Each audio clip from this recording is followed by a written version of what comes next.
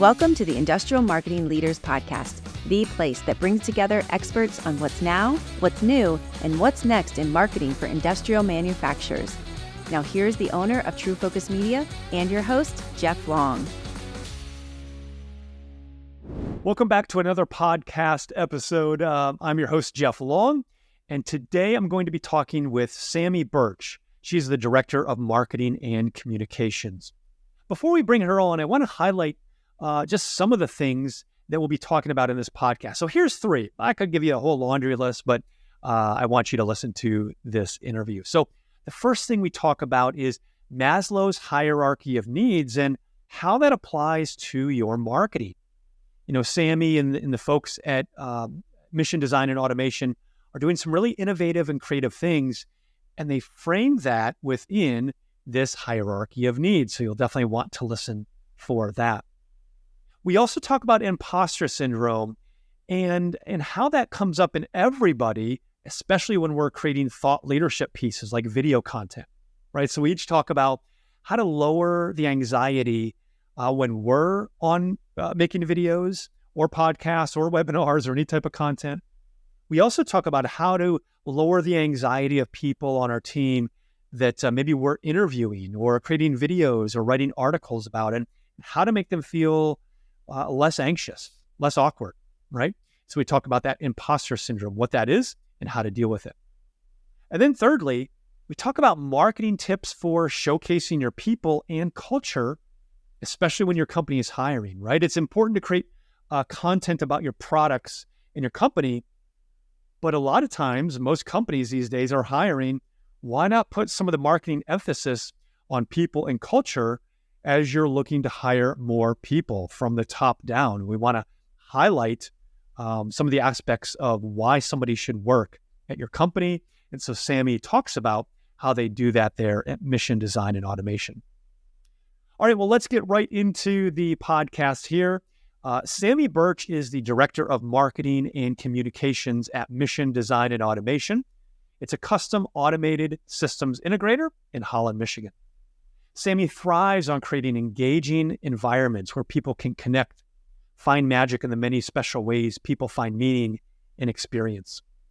Sami has specialized in the automation space for over a decade and wears many hats, primarily in technical writing, global CRM integration and administration, sales enablement,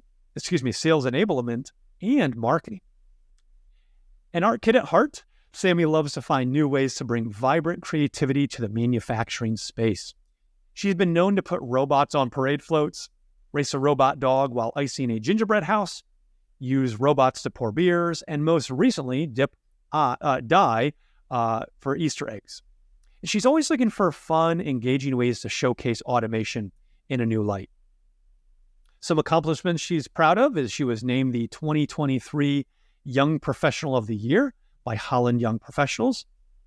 Along her career path, she administrated the implementation and successful adoption of a global CRM system across the US, Singapore, France, and Romania for a billion-dollar automation company. For the past 4 years, Sami has supported year-over-year record growth at Mission Design and Automation through engaging marketing programs, brand building and positioning, and employee engagement. In her free time, you'll find Sami doing arts and crafts with her 4-year-old bestie, playing fetch with her Siberian Husky, and snowboarding or camping with her husband and friends. So, Sami, thanks so much for being on the podcast here today. Yeah, thanks for having me, Jeff. I'm excited to be here. Yeah. Well, let's dive in. And the first question, I like, the audience to get to know you a little bit more. And so, before we hit record, I kind of presented some different things about that you could talk about, right? So your pet or spouse or kids or hobby or travel. So help us get to know you a little bit better personally. What's of those would you like to talk about? Yeah, it's a really good timing. In a couple of days, my husband and I are actually going on a long weekend of 5 days in Sedona to do some hiking. We were there for a day a few years ago, and that was certainly not long enough. Kind of just stopping through. And so we made a commitment to heading back there, and we're getting prepped. And so super excited. It is beautiful out there. We like to we spend a lot of time in Michigan camping and hiking and doing things like that, but we're really excited to get back out there and align our energy in the energy vortex. Totally. I mean, there's something amazing about being out in nature and kind of being unplugged and disconnected in different ways that just, it's good for the mind, body, and soul. For sure. We're both in automation, so we spend a lot of time talking about highly technical things, spend a lot of time on the computer, and so we're really looking forward to, just getting out and spending some time with Mother Nature and each other, I suppose. Yeah, definitely. That's awesome. That's awesome. I'm excited to hear how it goes once you get back. Yeah. Thanks. So, Sami, tell me a little bit about, where you work and the type of customers you serve. Yeah. I work at Mission Design and Automation. We are a custom machine builder, systems integrator for automation equipment. We're located in Holland, Michigan. We serve all different types of manufacturers. So primarily companies that are making things. So from automotive, of course, that's a huge portion of our business, to construction, agriculture, defense, and aerospace, medical device, food and beverage manufacturing. So all types of manufacturers, everything we make is custom. So we speak with customers, engineering teams at manufacturers, and help them determine what kind of equipment they need to support the processes to help reach their goals. That's good. That's good. And it made me think, historically, like how, and maybe I'm not even sure. Anyway, how long has how long has Mission been in business? I guess is the main question I was thinking. We're celebrating our 20-year anniversary this year. So Mission started in 2004 in a garage, like so many other automation companies or manufacturing companies. Started with a builder and has grown ever since. I would say since about 2019, 2020, we have seen really significant growth. A lot of our team has joined in the last few years, and we've been able to create something really awesome here. But we're excited to celebrate 20 years this year. That's good. That's good. And, a little behind the scenes, as you know, I was able to come to your facility last year, meet a lot of different people, from the top down and see behind the scenes. And one of the things I was impressed with was first, like the architecture from the outside in, and then also just the friendliness of the people there. They didn't know me and I didn't know them, but like they're asking how I'm doing and just striking up a conversation, like stuff they could have just passed me by, but yet they were engaged. And that really meant a lot to me. So I'm sure it's a wonderful place to work. Yeah, it's great. I love it here. It's important that we pay attention to the culture that we have, and we spend a lot of time at work, right? So let's make sure that where we are is a place that people want to be and where we want to be. Right. Totally. Well, we'll talk a lot about culture here today. But, I'm curious, in an industry traditionally focused on product features and technical specifications, how do you all there balance highlighting like the human element of your brand with providing technical valuable content that resonates with your ideal customers? Yeah, that's a great question. We say, the most valuable thing in our business walks out the door every night and comes back in the morning. And that's true for so many aspects. We work with people. And so while we're dealing with highly technical content and highly technical and sort of like the hard stuff out on the floor, what we know to be true is we're people working with people. And so we really put a ton of focus and effort on creating a culture, highlighting our team, creating an environment where people want to be, and focusing on what are the needs of our team and our customers and community, and what are we prioritizing and intentionally doing to make sure that we're fostering a positive and flourishing environment. That's so good. I love that. And I just don't think enough companies have that mindset, right? Of really the people first, in the building, people first. Not, hey, customers are great. We need customers, of course, but yet it's the people in the building that are serving those customers and making it happen. Totally. As they say, take care of your team and they're going to take care of your customers. If you want to take care of your customers, take care of your team. Totally. Can you elaborate more on maybe how your company's people first, marketing strategy sets you apart? And then how did you even get to that place? I mean, maybe it seems like a no-brainer for you because you've been doing it there for so long at Mission, but I don't know, kind of fill in the gaps for me if you don't mind. Yeah. Well, if you think about the types of content or the types of strategy you see around marketing for manufacturing, one, there's not a ton of it. A lot of it has been outdated. And until more recently, I think people are getting more and more progressive, and it's really exciting to see. But you go back to a lot of white papers. What are the features? What are, what are the measurements? And what are these kind of hard things that, while they're very important to engineers, for sure, 100%, we're all overloaded day after day with content. And so what can you create that really speaks to somebody?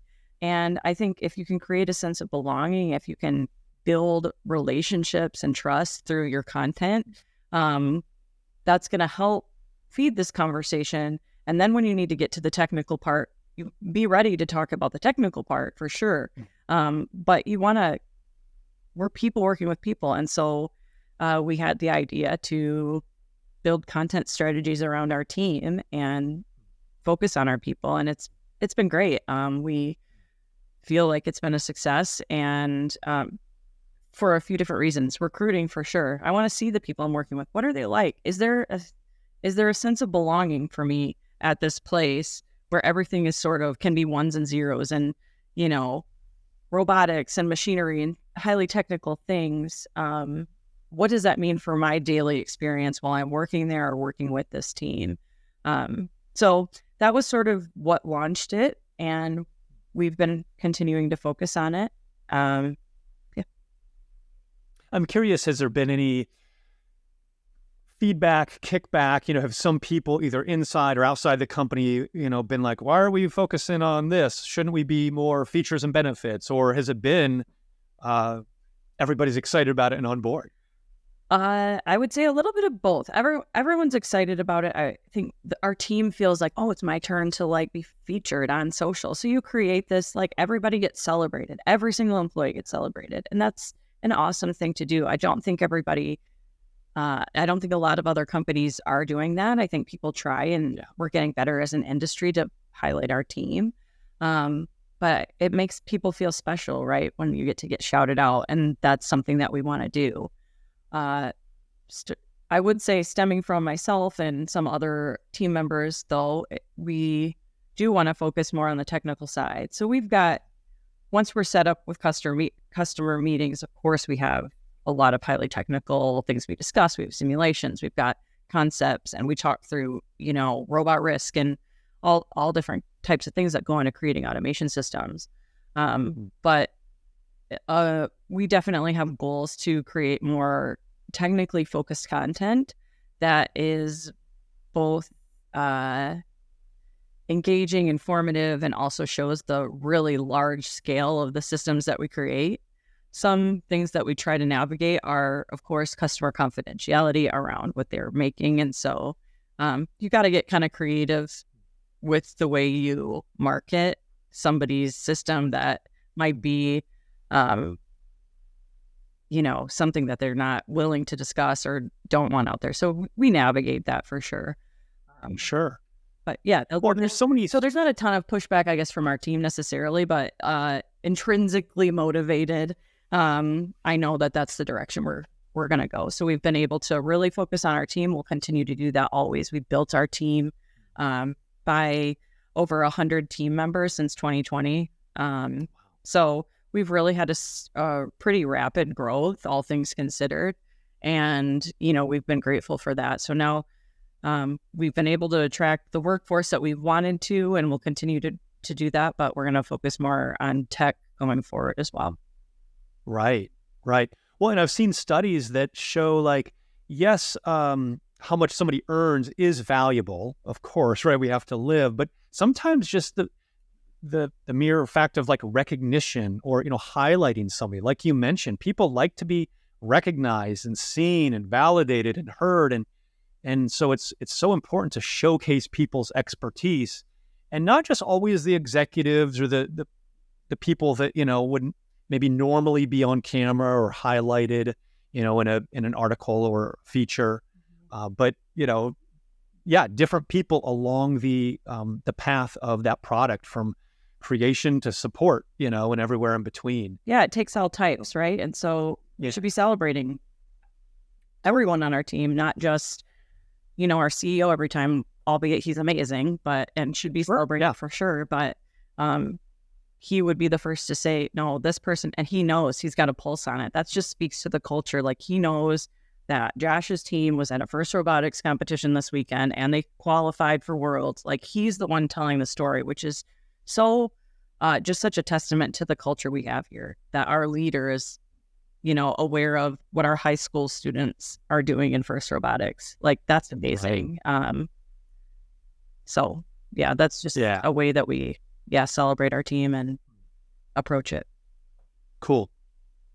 Now, I know you mentioned kind of offline before we recorded a little bit about like Maslow's hierarchy and how that applies to really what you're doing. So talk to me about how, maybe even define what it is for our audience, and then how does that come into play with your marketing, your people, and some of those aspects that you deal with regularly? Yeah. So every person in a leadership role at Mission, which we say is mostly everybody, but I guess starting with like our functional management and above teams, have been taking training or have been through training to study a lot of different topics, but always kind of based on Maslow's hierarchy. So Maslow's hierarchy of needs basically starts with creating physiological safety. So are you safe?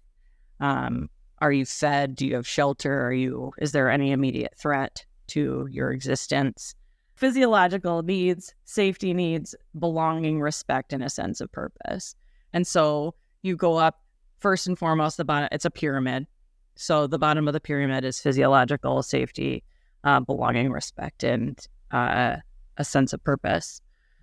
We talk through that at team meetings. We talk through it when there's a conflict. So conflict resolution. Personally, I was working through, like, if you're working through team dynamics and trying to understand how is your team feeling for certain things, it literally comes up in conversations with my boss. Like, well, do you think what if you walked through the hierarchy? Do you feel like there's a sense of belonging? Do you think there's been disrespect that has happened that maybe you know about or you don't? So not just for my team, but our team can use that as a framework to say, what is the environment that I'm creating? And if every human needs these things, how are we helping each other achieve it? And so, of course, you want to reach the top, right? You want to make sure that you've got a sense of purpose in what you're doing. You're respected. You're creating a team environment. That's a sense of belonging. I think that can go beyond just the four walls of Mission and out into community. So if I'm working with a customer, do they feel safe here? Do they feel respected? Do they feel like we're with them on this team for their project and we're going to help see it through? And there's a sense of purpose for them to work with us. It really can apply beyond just even your immediate teamwork. Can apply in family life, just all different. I mean, totally.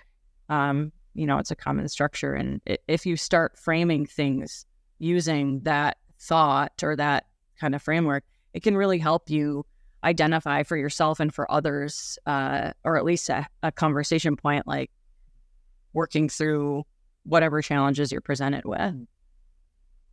Yeah, and that's so interesting.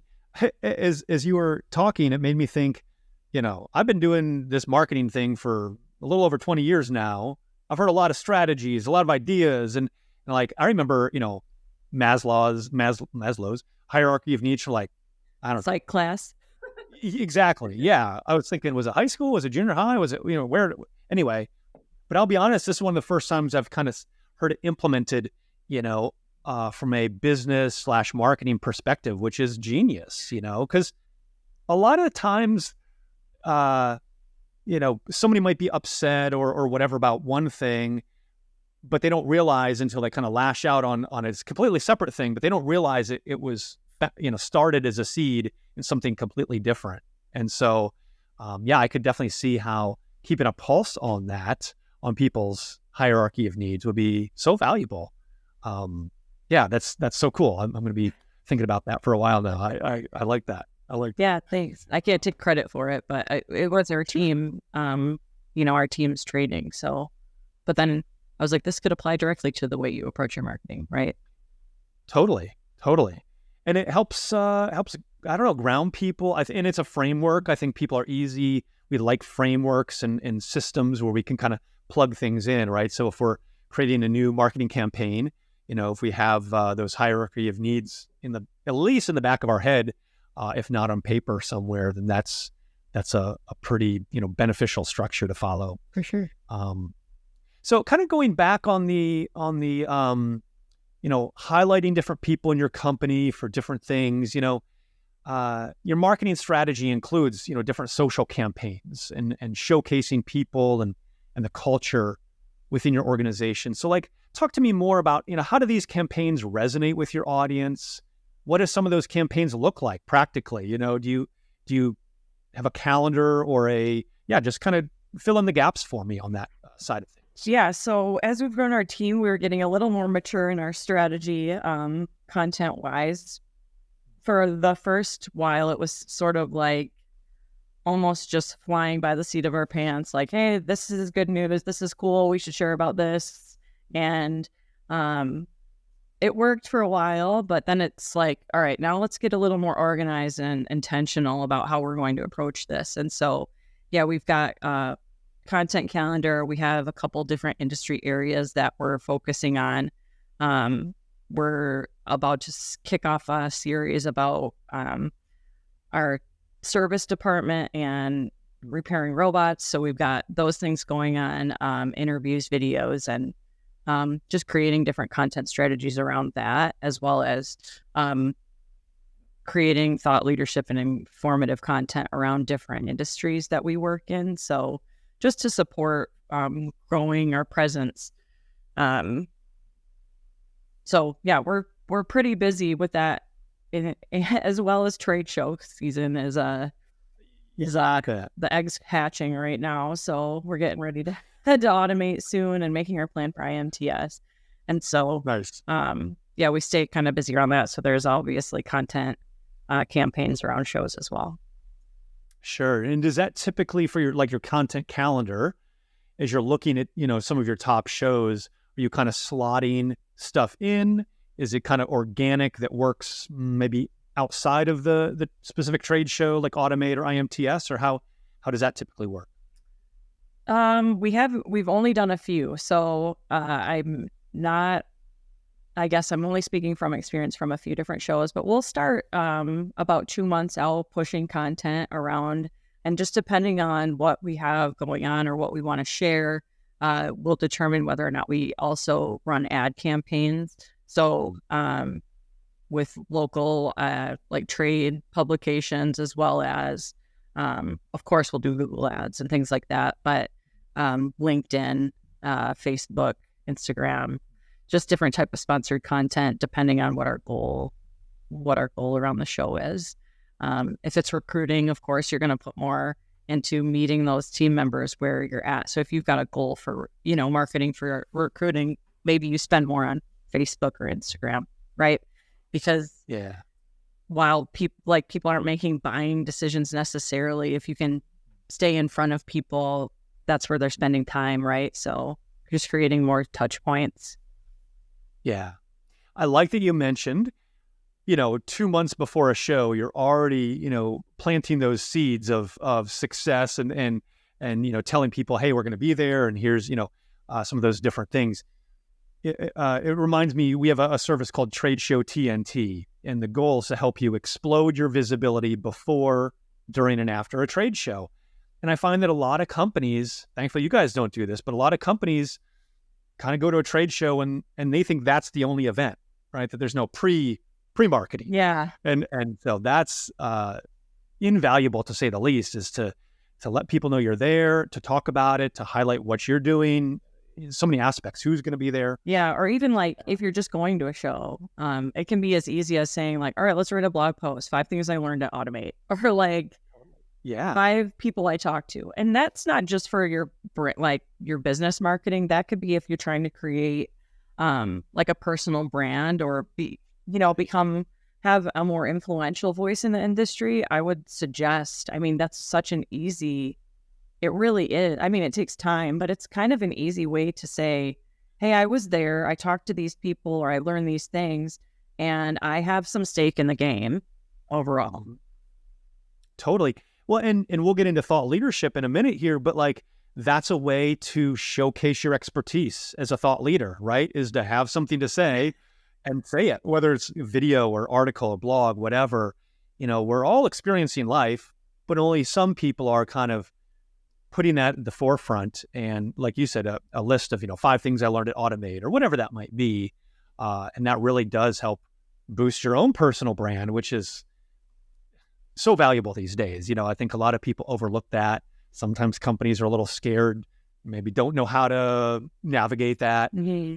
Yeah, it can be challenging for sure too. Or to say like me, why do you want me to talk about this?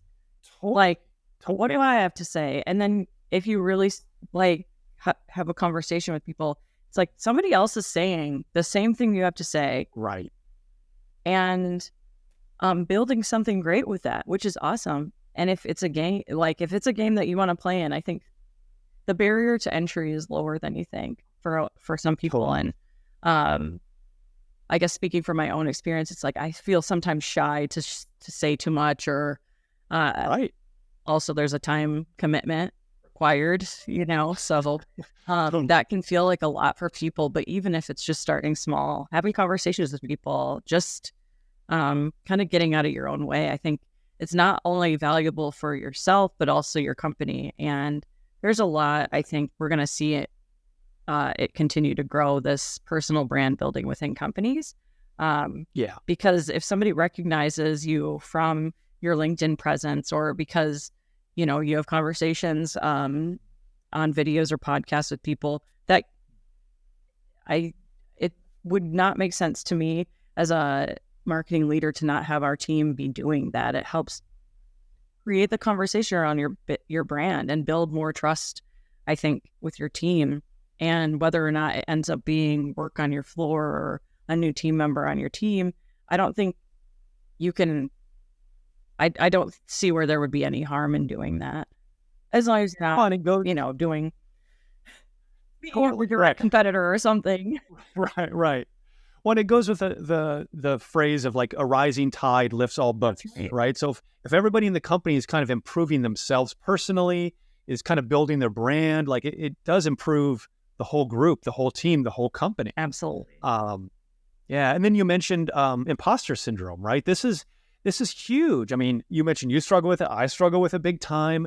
Whenever we do these video content for people, a lot of times that's the biggest barrier to entry is people are like, well, why me? Or why? Like, I feel awkward. Mm-hmm. We all feel awkward, right? For sure. Like, anytime I do anything, whether it's post on LinkedIn, text, record a video, audio, anything, I'm always like, who am I to do this? Or what? Like nobody's going to listen. No, everybody has those thoughts, but yet, it's the people that can kind of get above that really, there's value there. 'Cause there's magic that happens when you create, when you interview people, when you give value and create content. I agree. And I think that's something that everybody should keep in mind, I guess, if they're trying to break into it and don't really know, is we're all our own worst critic. Like, it's hard not to be your own worst critic.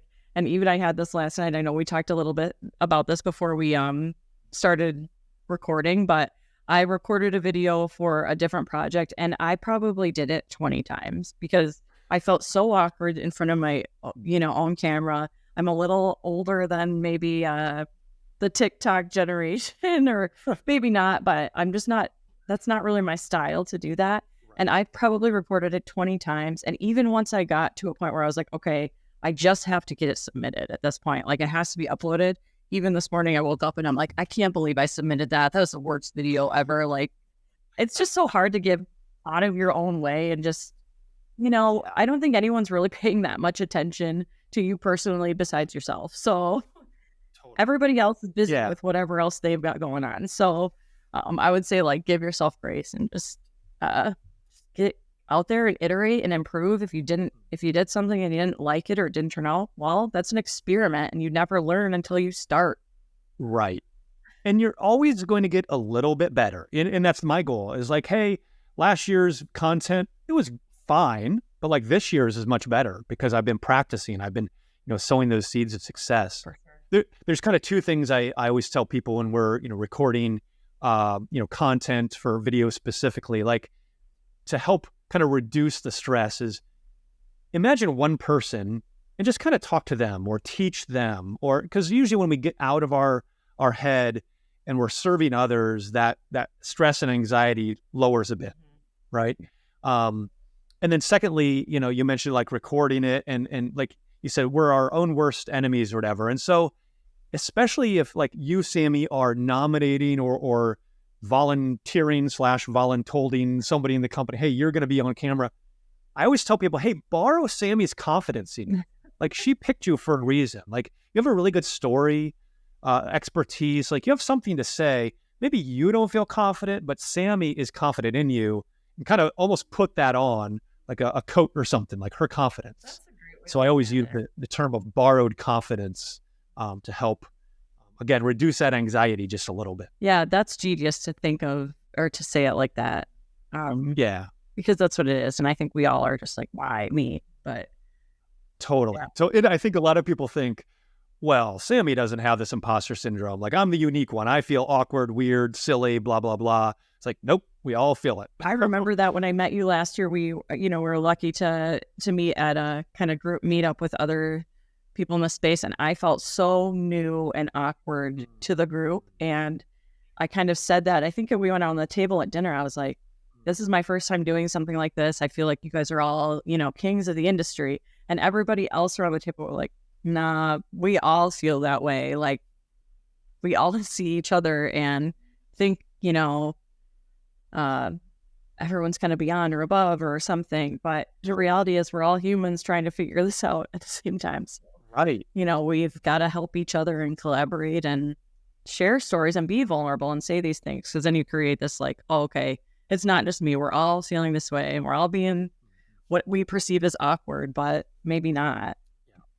Right. I mean, even last year, like leading up to that event, there was probably, I don't know if it was weeks or months of just feeling so kind of awkward and like, man, XYZ person is like way up here and so I wouldn't post content. Right. And so, again, it happens to everybody. And so it's like, okay, I can either get stuck in that, or if I want to teach others, serve others, help others, I've got to do something different.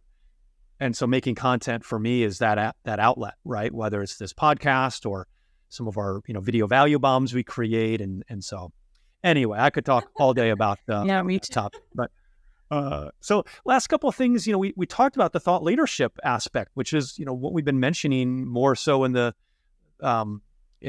feeling awkward phase. But yet as you're doing more and more thought leadership with people in your company, you're focusing on the technical expertise as well as the maybe story side of things and maintaining your people first approach. Like how do you kind of navigate all that to make sure it aligns with your company and gives value? Yeah, I think you can do it in a few different ways, and you almost said it yourself. But I think it is storytelling. So you can talk about highly technical things in a story format, right? And talk about how your almost even in like a case study framework. So somebody had a challenge. This is how we problem solved, and these are the benefits that we created.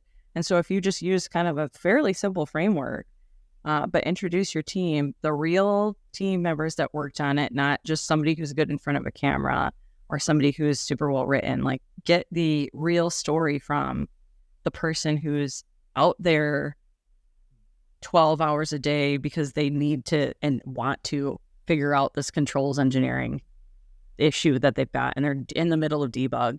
Tell those stories of how we shared, we've got this issue and we pulled experience from somebody else who worked on a similar system, but it wasn't exactly the same, but they thought through a similar challenge. And that's, if you can get into these stories, both from your team and also from your customer, that's how you're going to figure out and be able to speak to like what it means to be a leader in the space, what expertise you glean. And it's all through experience. We don't sell a product. Like, we couldn't features and benefits you out of anything, because everything we do is different.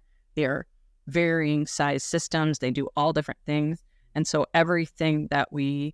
basically every challenge we encounter starts with a story. Hey, I've got this manufacturing goal and I need equipment to help me reach whatever my goal is. Maybe it's I need safer production process, or I need to have a faster cycle time, or the quality of my parts are just not there and we need to have an entirely new system with highly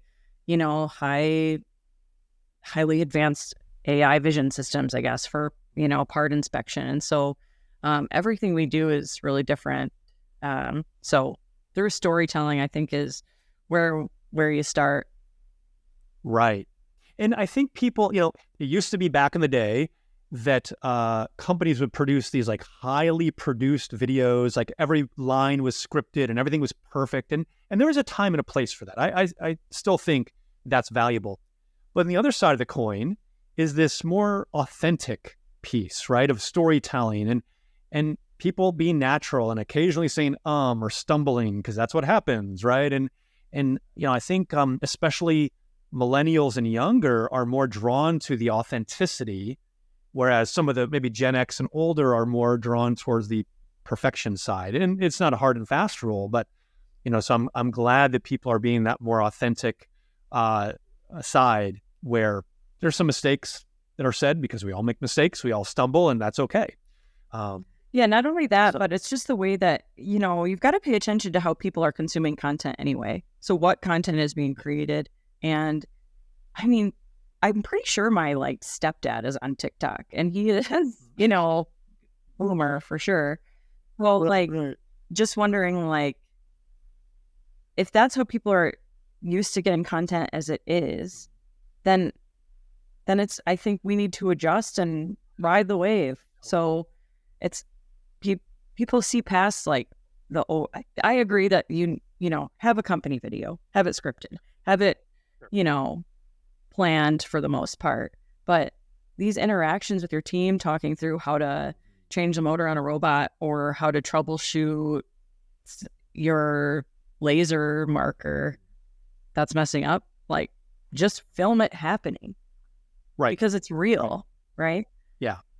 Yeah, it's not an either or, and that's why I use the coin, it's both sides of the coin, because they're both beneficial. I'm curious how much, I don't know, percentage is of your content is video versus articles versus, how would you kind of break some of that down? I would say we're aiming to do more video. So primarily what we focus on is video. And we're going to continue going in that direction. Of course, you need brochures and graphics, and we've got a blog as well, but I think video is the way people consume content. So you've got to be part of that.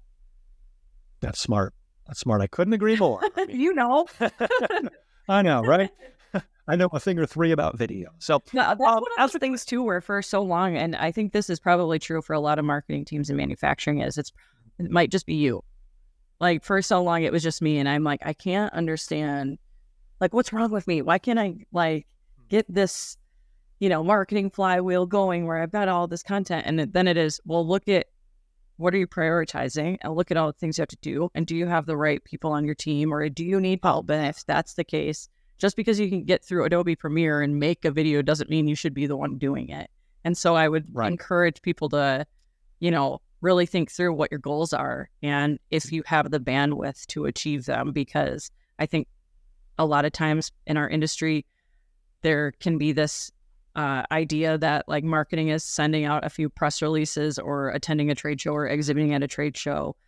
I would challenge the thought that that is how you should be marketing for your team. And I would start by saying, if you're in that position where you're trying to get marketing going, and maybe, luckily my leadership didn't push back at all, and they didn't believe that those were the ways that we should be doing it. But I think there is kind of some perception that sometimes, I would say, starting by educating your team on what's working, and especially post-COVID, not to bring up COVID, but people stopped going to trade shows, but business still thrives. So how did they do it? They switched to digital.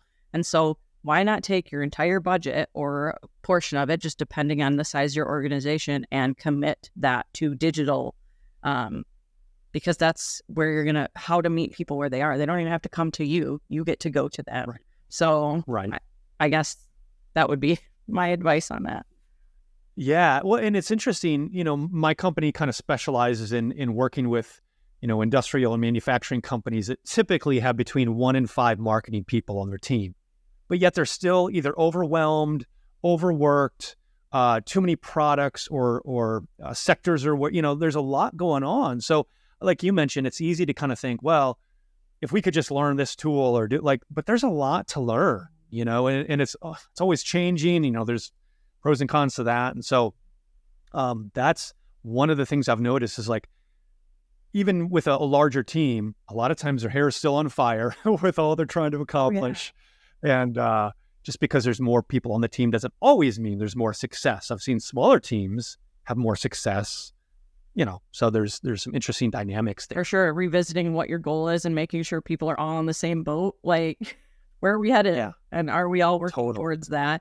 And that starts with being like a good communicator. It's something that I'm still working on. It's like, all right, now I've got some team members. Are we all doing what we should be doing? And are we setting the vision right and telling the right story to even our team, to make sure that we're moving in the right direction? That can be hard, I think, as people grow their teams. I think that's a skill too, being able to, lead your team. So totally.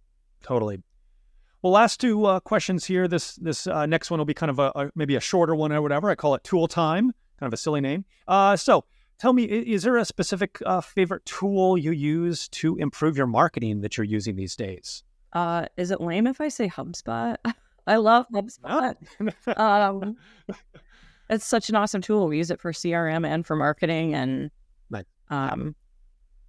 we're not even using it to the capacity. It feels like the sky is the limit. There's so much more we can do. Totally. Yeah. That's the blessing and the curse of it, I guess, is like there's so much there, which is super cool. But sometimes it's like drinking out of a fire. Oh, yeah. I'm trying to like keep ducks in a row. Okay, we've got CRM set up. All right, now we've got list built. We're working on list building. Let's make sure our data's clean.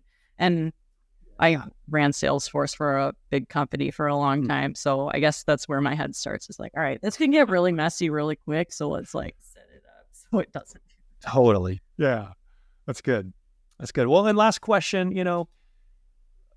what advice would you give, maybe even to your younger self or to a fellow marketer, in the space that's striving to implement this people first approach in their marketing? What advice would you give to somebody that's doing what you're doing, but maybe yourself at a younger stage, or somebody just starting out there? Talk to people. Listen to people when they share stuff about themselves. I think the most important thing you can do if you want to have a people first approach is to build relationships with your team and your customers, and build trust. And I think that starts by doing it yourself. So open up to people, and it's not that groundbreaking. It's not some superior marketing knowledge, but I think if you can make people feel comfortable and create an environment where it's cool to share stories, and leading by example by educating on something, and maybe they'll share, it'll make it so much easier than being like, oh, hey, Brett, I've got to get you on camera. And I'm being like, not me, or like, okay, I'll do this because I know you want me to. Tell me why and what you want me to talk about. And I would say also, if they say no, like, don't give them a hard time, because that's not going to help you in the long run. That's a good point. Yeah. Everyone's got a story to share. I think people have so many different levels of expertise all throughout your organization. And so Like, don't be afraid to ask questions or make friends. Yeah, that's good. That's so good. Well, Sami, I really appreciate the conversation here, talking about like this people first approach, implementing, that hierarchy of needs, if I can say it, and so many things. So Sami, thanks for being on the podcast here today. Jeff, thanks for having me. This is great. Great to talk to you as always. All right. Well, there you have it. I hope you enjoyed this podcast as much as I did. I mean, even after I stopped recording, Sami and I continued the conversation. There was so much more we could have talked about, but don't worry, you got the gold. I left all of that in there. So again, the three things I wanted to highlight, and these aren't the only three things I think you'll find of value, but three things that stood out to me was the Maslow's hierarchy of needs, right? So I'm wondering, how can you implement that into your various marketing strategies? We also talked about imposter syndrome, especially when creating videos. So, my question to you is, are you hesitant, anxious, resistant to becoming a thought leader, to showcasing your expertise, or maybe the people on your team or in your company? So my encouragement to you is create more content. If you're looking for help with that, obviously me and my company, that's what we do, whether it's our video value bomb strategies, our trade show TNT, or the other marketing and other marketing services we offer. Because, my goal is to really help showcase those industry experts that are within your company. And Sami and her team are doing a wonderful job. And then lastly, since a lot of companies are hiring more people, from engineers, from customer service to implementers to so many different types of people, how can you market and showcase the people in your culture, in your team, especially when you're hiring? So Sami talked a lot about that. So again, I'm just really appreciative of her being on the show. And thanks again for listening or watching this podcast. Come back for more interviews and top-notch marketing advice.